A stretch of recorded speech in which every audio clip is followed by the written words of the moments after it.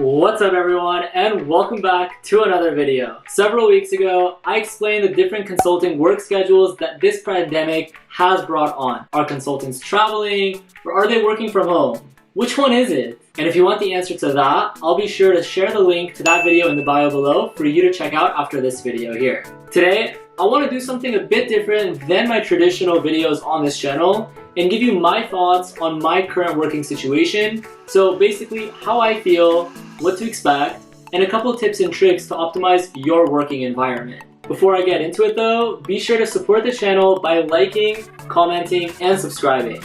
If I can get 500 subscribers, then I'll let the first 5 people to comment on that official week's video get a free session to discuss anything consulting or professional related. I'm so grateful to see the love that you all have been showing this channel, and I'm even more excited than ever to make even better videos for all of you guys watching. Now, with all that said, let's get into today's video.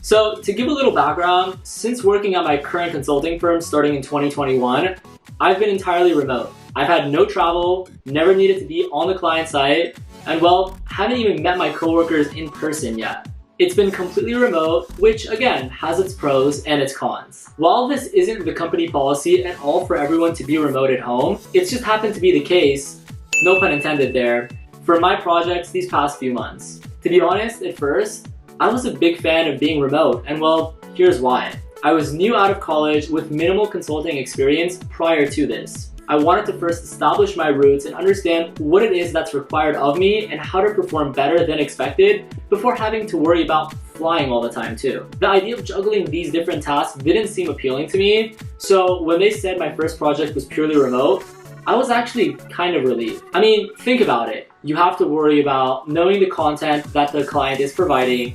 You have to worry about travel schedules, delayed flights, projects and meetings that are on site, and so many other factors that can sometimes be out of your control.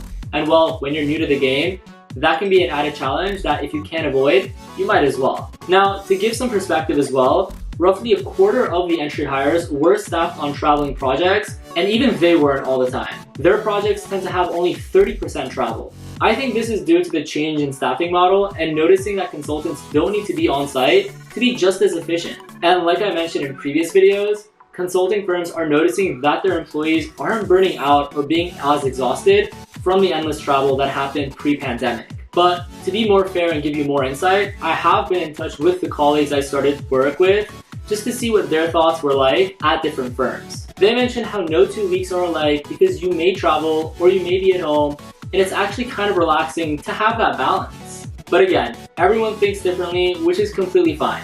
Regardless of whether or not you do travel, it's entirely up to you, and I wish you the best. Something that I remember especially getting into consulting was wanting to constantly travel. I was super excited that I even went out and bought my consulting specific suitcase.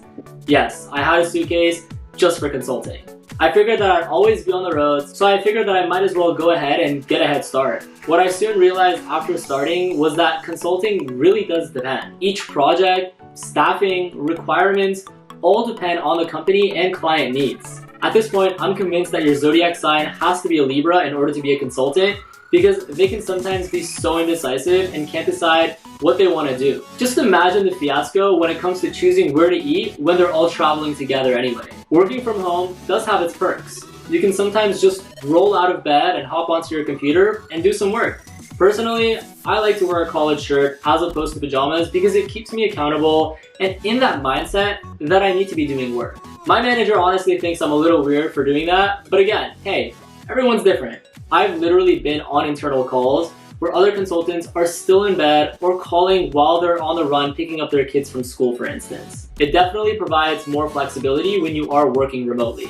In fact, one other benefit, depending on if your project leadership is alright with it, is that you don't even have to be behind your desk from 9 to 5. Even though consulting is by no means a 9 to 5 job, you can choose when you'd like to work, when you'd like to take a break, and everything that comes in between. Some people tend to work better at night, while others want to sign on before others and get their work done. I personally work off Pacific time, whereas my team is on Central time.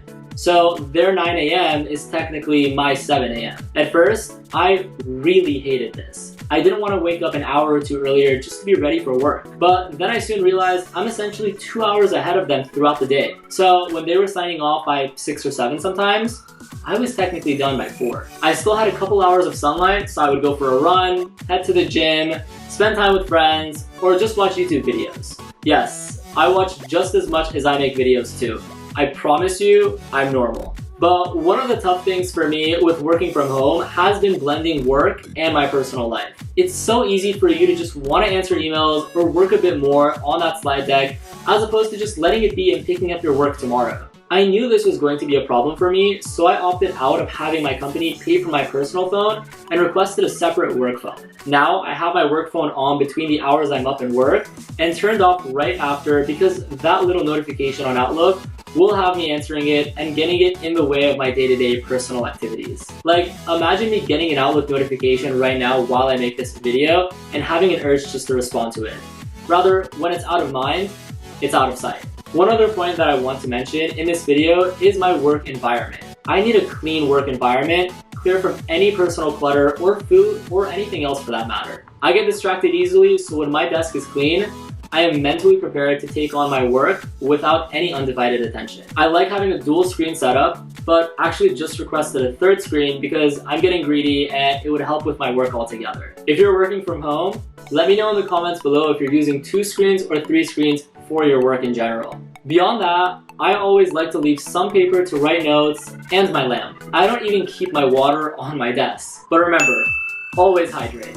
Moving forward, I do hope to see a bit more travel in the new year, especially now that I have a pretty good understanding of what's expected of me and how to get it done. In fact, I'm even hoping to get a promotion by the end of 2022, so wish me luck. Overall, working from home has been nice for me. It's been a great transition from being in school to taking part in the professional world. My last year at USC, I was entirely remote, and for 2021, I've been entirely remote with work. So nothing really changed, except for now I'm getting paid for using Zoom instead of just paying for online university. So with that being said, that wraps up my thoughts on working from home. So I know that this video was a little less traditional than what I normally post, and if you like that, please let me know and I'll make more personal videos. Did you like hearing my take and sharing my personal insight, or should I stick to making more informative videos on consulting? Either way, let me know what you think in the bio below. While you're at it though, be sure to like and subscribe if you haven't already.